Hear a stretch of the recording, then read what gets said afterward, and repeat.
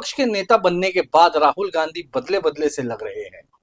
ये वही राहुल गांधी है जिस पर बीजेपी के नेता ये आरोप लगा देते कि वो एक सीरियस पॉलिटिशियन नहीं है। अब तो हालात ऐसे हैं कि जो काम प्रधानमंत्री नरेंद्र मोदी को करना चाहिए वो काम विरोधी पक्ष के नेता राहुल गांधी कर रहे हैं। हाथरस से लेकर मणिपुर तक राहुल गांधी हर जगह गए और उन्होंने एक बार फिर साबित कर दिया है कि वो अब कांग्रेस के साथ ही इंडिया गठबंधन को जनता से मिले प्यार की कदर कर अपनी जिम्मेदारियों को बखूबी निभा रहे हैं। सोमवार को राहुल गांधी मणिपुर पहुंचे जो पिछले एक साल से चल रहा है। प्रधानमंत्री नरेंद्र मोदी तीसरी बार चुनाव जीतने के बाद इटली पहुंच गए। टीम मेलेडी के साथ उन्होंने वीडियो बना लिया। वर्ल्ड कप जीतकर भारत आई टीम, भारतीय जो टीम है उसके साथ भी वो मिल चुके, लेकिन प्रधानमंत्री मोदी मणिपुर नहीं पहुंचे। राहुल गांधी पहले आसाम के बाढ़ से पीड़ित लोगों से मिलने आसाम के रिलीफ कैंप तक पहुंचे, वहां पर लोगों से मुलाकात की और उसके बाद वो मणिपुर के रिलीफ कैंप में पहुंचे। मणिपुर से राहुल गांधी ने मीडिया कर्मियों से बात की और जमीनी सच्चाई को बयान किया और इसके साथ ही साथ एक साल तक इस इलाके में हिंसा नहीं खत्म होने पर उन्होंने केंद्र सरकार पर सवाल भी उठाया। दुख की बात है, बहुत परिवारों को नुकसान हुआ है, काफी लोगों की मृत्यु हुई है, तो दुख की बात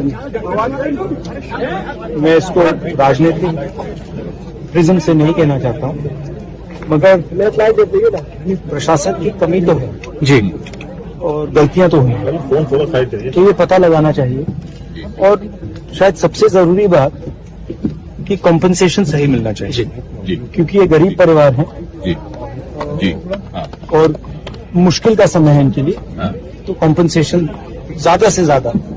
और मैं यूपी के चीफ मिनिस्टर से विनती करता हूं कि दिल खोल के कॉम्पेंसेशन करें। दोस्तों याद कीजिए, बीजेपी के लोग जहां बार बार कहते हैं कि पापा ने दूसरे देश में वॉर रुकवा दिया, तो वही उनके पापा अब तक का मणिपुर नहीं जा पाए, जबकि राहुल गांधी ने पहले भारत जोड़ो न्याय यात्रा की शुरुआत मणिपुर से की और अब बतौर विरोधी पक्ष नेता वो वापस वहीं पहुंचे।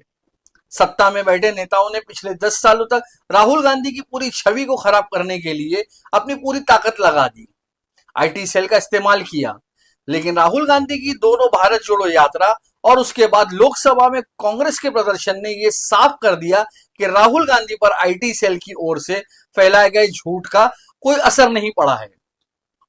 चुनाव के बाद यह कहा जा रहा था कि राहुल गांधी अब छुट्टी के लिए इटली जाएंगे। राहुल गांधी तो नहीं गए, लेकिन प्रधानमंत्री ने जरूर चुनाव खत्म होने के बाद इटली का दौरा किया, जबकि भारत G7 का हिस्सा भी नहीं है। बहरहाल इस वीडियो में हमने राहुल गांधी के विरोधी पक्ष नेता बनने की बात, उनमें आए बदलाव और उनकी ओर से उठाए जा रहे मुद्दों को आपके सामने आगे इस वीडियो में पेश करने की कोशिश की है।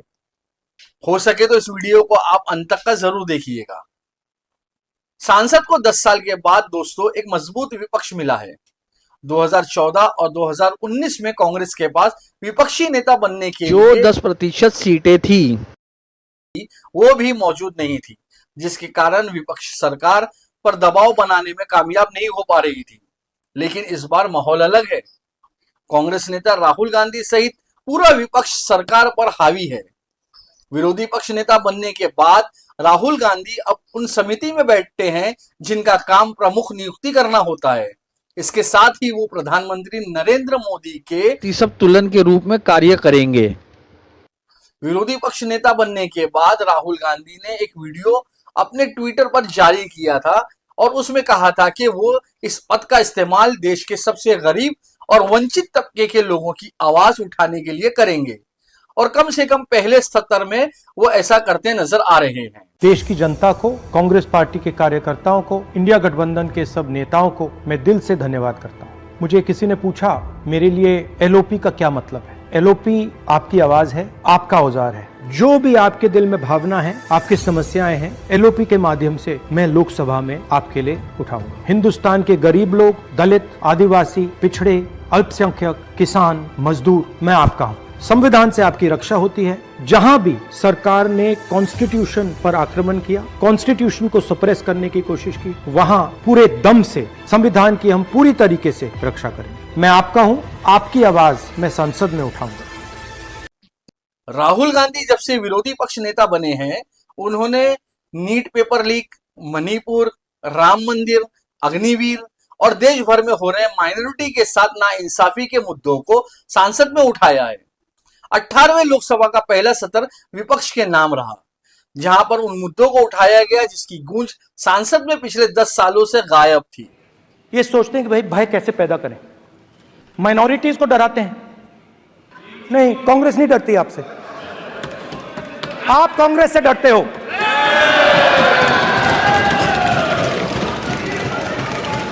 हिंसा, नफरत, माइनॉरिटीज के खिलाफ, मुसलमानों के खिलाफ, सिखों के खिलाफ, क्रिश्चियंस के खिलाफ। और माइनॉरिटीज ने क्या किया? माइनॉरिटीज ने क्या किया? हर स्फीयर में हिंदुस्तान को रिप्रेजेंट करते हैं, नाम रोशन करते हैं।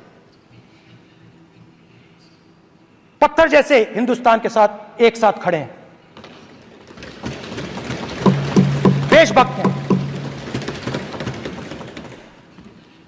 और आपने सारे के सारे माइनॉरिटीज पर आक्रमण किया, उनके खिलाफ हिंसा, नफरत फैलाई। रोजगार तो आपने खत्म कर दिया। नोटबंदी, जीएसटी, जो आपने स्मॉल एंड मीडियम बिजनेसेस थे उनको खत्म करके,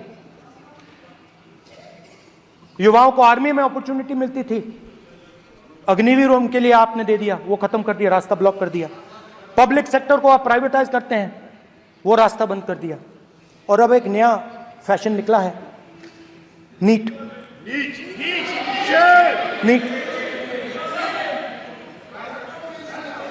प्रोफेशनल एग्जाम्स को आपने कमर्शियल एग्जाम्स में बदल दिया है। NEET is not a professional exam, NEET is a commercial exam. NEET में एक स्टूडेंट टॉपर हो सकता है, एक्सीलेंट स्टूडेंट हो सकता है, मगर अगर उसके पास पैसा नहीं है, मेडिकल कॉलेज में नहीं जा सकता। सिंपल सी बात। नीट का पास मार्क 22% है। वो पूरा का पूरा एग्जाम, सर एजुकेशन मिनिस्टर पूरा का पूरा एग्जाम अमीर बच्चों के लिए बनाया गया है। कोटा में पूरे के पूरे एग्जाम को आपने सेंट्रलाइज किया। हजारों करोड़ रुपए बन रहे हैं, हजारों करोड़ रुपए बन रहे हैं। और कमर्शियल पेपर जो आपने बना रखे हैं, कमर्शियल एग्जाम्स, 7 साल में 70 बार पेपर लीक। प्रेसिडेंट्स एड्रेस में ना नीट की बात होगी, ना अग्निवीर की बात होगी, ये बातें नहीं होंगी। और हमने कहा, हम स्पीकर सर, हमने कहा कि एक दिन का डिस्कशन अलाउ कर दीजिए। हम आपके साथ खड़े होकर इसको रिजॉल्व करना चाहते हैं। इंस्टीट्यूशनल फेलियर है, हम आपकी मदद करना चाहते हैं, रिजॉल्व करना चाहते हैं। सरकार कहती है नहीं, डिस्कशन नहीं होगा, भविष्य का डिस्कशन हो ही नहीं सकता। दोस्तों, केवल सांसद के भीतर ही नहीं, राहुल गांधी सांसद के बाहर भी वो सारे काम करते नजर आ रहे हैं जो विपक्ष के नेताओं को वाकई करना चाहिए। हाथरस में भगदड़ के कारण हुई मौत के परिवार वालों से मिलने राहुल गांधी वहां पर पहुंचे और पीड़ितों को सही मुआवजा दिए जाने की मांग भी उनकी ओर से की गई। इस बीच बीजेपी के नेताओं ने राहुल गांधी पर इस पूरे मुद्दे को लेकर राजनीति करने का आरोप लगाया। लेकिन क्या बतौर नेता विपक्ष राहुल गांधी को ऐसी जगहों पर नहीं जाना चाहिए, या ऐसे मुद्दों पर उन्हें अपनी बात नहीं रखनी चाहिए? की बात है, बहुत परिवारों को नुकसान हुआ है, काफी लोगों की मृत्यु हुई है, तो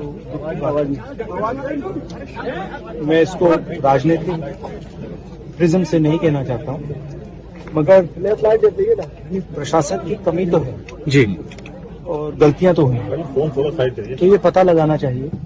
और शायद सबसे जरूरी बात कि कॉम्पनसेशन सही मिलना चाहिए, जी, क्योंकि ये गरीब परिवार हैं, जी, जी, हाँ। और मुश्किल का समय है इनके लिए, हाँ। तो कॉम्पनसेशन ज्यादा से ज्यादा, और मैं यूपी के चीफ मिनिस्टर से विनती करता हूं कि दिल खोल के कॉम्पनसेशन करें। राहुल जी, आपने बड़ी बात मुआवजे की कही है, 2 लाख की बात उन्होंने कही है, तो मुआवजा निश्चित तौर पे ज्यादा उनको मिलना चाहिए क्योंकि बहुत गरीब लोग हैं। मिलना चाहिए, गरीब लोग हैं, इस समय इनको जरूरत है। अब आपने 6 महीने बाद दिया, 1 साल बाद दिया, डिले किया, उससे किसी का फायदा। राहुल गांधी अब अपनी पार्टी को और भी मजबूत करने की कोशिश करते दिख रहे हैं। लोकसभा में तो उन्होंने प्रधानमंत्री नरेंद्र मोदी को खुली चुनौती दे दी कि वे उन्हें गुजरात के चुनाव में हराएंगे। तो वहीं अहमदाबाद के कांग्रेस दफ्तर में हुई तोड़फोड़ के बाद राहुल गांधी अहमदाबाद के दफ्तर पहुंचे और अपने कार्यकर्ताओं का वहां संबोधन किया। दोस्तों, पिछले 10 सालों में यह रणनीति का इस्तेमाल बीजेपी के लोगों की ओर से करते हुए हम सभी ने देखा है। लेकिन अब ऐसा लगता है कि राहुल गांधी अब अपनी पार्टी को उन तमाम जगहों पर रिवाइव करने की कोशिश कर रहे हैं जहां पर उनकी पार्टी का प्रदर्शन कई सालों से अच्छा नहीं रहा। मैं आपसे यहां कहने आया हूं, इन्होंने आपके ऑफिस पे आपके कार्यकर्ताओं पर आक्रमण किया है। अब आपको डरना नहीं है, डराना नहीं है। इन्होंने हमारे ऑफिस पे धमकाकर, ऑफिस को तोड़कर हमें चैलेंज दिया है। चैलेंज क्या है? गुजरात के चुनाव में मैं आपको बता रहा हूं, हम सब मिलकर इनको गुजरात में हराने जा रहे हैं। जो हमने कहा, और लिख के ले लो, कांग्रेस पार्टी की जो आत्मा है वो गुजरात के चुनाव में लड़ेगी और नरेंद्र मोदी और बीजेपी को गुजरात में, जैसे हमने अयोध्या में हराया है, वैसे ही हम गुजरात में इनको हराने जा रहे हैं। कौन हराएगा? हमारे लीडर हराएंगे, हमारे बब्बर शेठ टाइगर हराएंगे। विपक्ष के हमलों का जवाब देने पहली बार सत्ता पक्ष कमजोर नजर आ रहा है। राहुल गांधी सहित विपक्षी नेताओं की ओर से पूरे सत्र में उठाए गए सवालों का जवाब सरकार के पास नहीं था। इसलिए अब खुद प्रधानमंत्री नरेंद्र मोदी बालक बुद्धि जैसे शब्दों का इस्तेमाल करते नजर आए। लेकिन इसका भी इतना असर होता हुआ दोस्तों नजर नहीं आ रहा है। जब तक प्रधानमंत्री नरेंद्र मोदी मणिपुर नहीं जाते, नीट परीक्षाओं के पेपर लीक के मुद्दों को नहीं सुलझाते, जब तक माइनॉरिटी पर हो रहे अन्याय पर नहीं कार्रवाई करते, तब तक उनके इस बालक बुद्धि जैसे शब्दों से उनकी पार्टी के ट्रोल खुश हो सकते हैं। इसका जमीनी असर दिखता फिलहाल नजर नहीं आया। कल यहां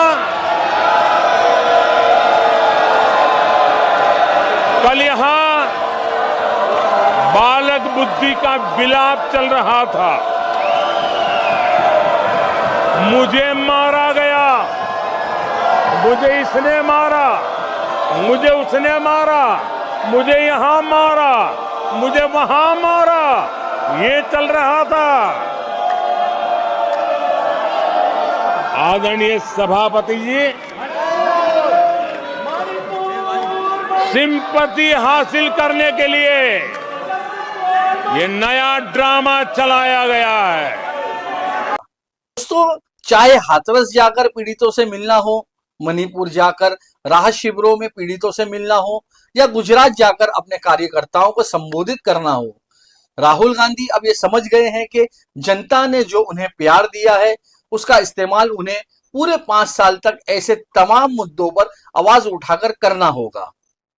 लोकसभा चुनाव में राहुल गांधी ने बीजेपी को एक बड़ा डेंट लगाया, उन्हें अपने दम पर सरकार बनाने से रोका है। अयोध्या में बीजेपी चुनाव हार गई, उनके कई मंत्री चुनाव हार गए। अब राहुल गांधी शायद अपनी जिम्मेदारियां समझ गए हैं, उन्हें भी आने वाले 5 साल में ज्यादा मेहनत करने की जरूरत होगी। लेकिन जिस कांग्रेस पार्टी को चुनाव से पहले लगभग खत्म माना जा रहा था, उसी राहुल गांधी ने दूसरे जीवन दिया है। तमाम तरह के झूठ सोशल मीडिया पर मीम फैलाए जाने के बावजूद राहुल गांधी ने अपने छवि को आम जनमानस के बीच सुधारा है और अब वो उन जगहों पर बतौर विपक्ष जा रहे हैं जहां पर जाने की जिम्मेदारी प्रधानमंत्री मोदी की है। लेकिन जो नरेंद्र मोदी है वो अपने कर्तव्य का पालन करते फिलहाल नजर नहीं आ रहे हैं। दोस्तों, अब तो ये समय ही बताएगा कि सत्ता पक्ष पर विपक्ष कितना दबाव बना पाता है। लेकिन ये तो साफ है, इस बार का विपक्ष और विपक्षी नेता दोनों चुप बैठे, बैठने वाले नहीं हैं। लगभग 1 महीने का समय गुजर चुका है और राहुल गांधी फिलहाल मजबूत नजर आ रहे हैं और इसीलिए राहुल गांधी बदले बदले से नजर आ रहे हैं। फिलहाल इस वीडियो में इतना ही दोस्तों। अगर आपको वीडियो पसंद आई तो इस वीडियो को लाइक करें, कमेंट करें, हमें बताएं कि हमें और कौन से मुद्दों पर बातचीत करनी चाहिए। आप जो कमेंट करेंगे हम जरूर कोशिश करेंगे कि उन मुद्दों पर वीडियो बनाने की। साथ ही साथ अगर अब तक चैनल को सब्सक्राइब नहीं किया तो वो भी कर लें। हम तमाम तरीके के मुद्दे, ऐसे मुद्दे जिस पर गोदी मीडिया बात नहीं करती, उसे आपके सामने लाने की कोशिश करते रहेंगे। मैं मलिक फरीदी और आप देख रहे हैं खबरें एक्सप्रेस।